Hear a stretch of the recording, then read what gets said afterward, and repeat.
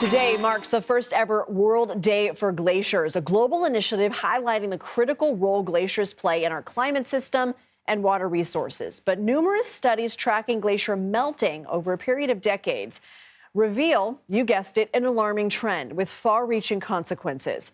Now, these are before and after pictures of the area in Iceland known as the OK Glacier, which once spanned 6 square miles. It was the first Icelandic glacier to be declared dead due to the effects of climate change. Stefan Uhlenbrook joins us now. He's the director of hydrology, water, and cryosphere at the World Meteorological Organization, one of the groups studying melting rates. So, Stefan, you were at the UN today to honor this day. Can you tell us why this day was established and what its importance is to you? Yeah.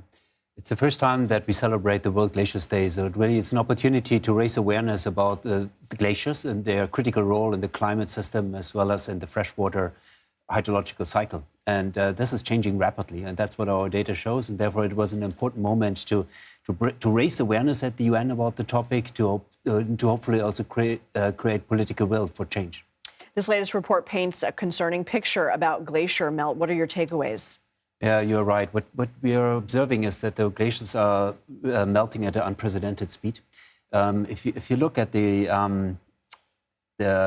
mass balance of glaciers over the last 50 years, we have good consistent data for almost 50 years.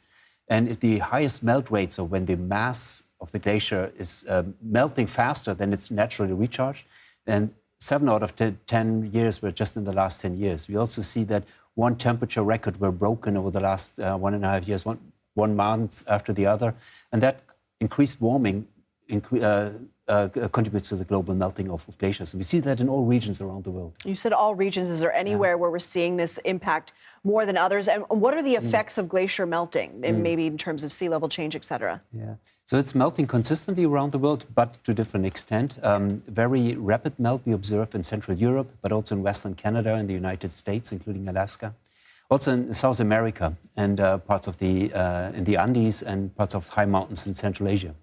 The impacts are very severe. At the one hand, there's the economic impact because of the change of the glacier. It's the melt of the ice, but also the change in the snow and in the precipitation that these high mountains receive, and that has implications downstream. Though there's less water for irrigation, many countries depend heavily on irrigation. There's impacts on hydropower generation, impacts on ecosystems integrity, navigation, etc. So it goes beyond the environmental aspect, also into the economic dimension. What mitigation efforts are being proposed? And maybe somebody who's watching right now, they feel inspired. Is there anything that individuals or communities can do? Yeah.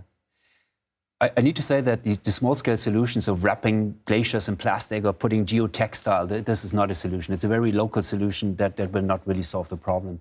What we need to do is we need to stabilize the global warming. As long as the global warming increases, glaciers will melt. So we can negotiate many things, but the physical laws, like the melting point of ice, is a physical law. So if the temperature continues to increase, we will have the problem. So reducing global warming, I'm afraid that's the only solution. Stefan Uhlenbrook, thank you for joining us.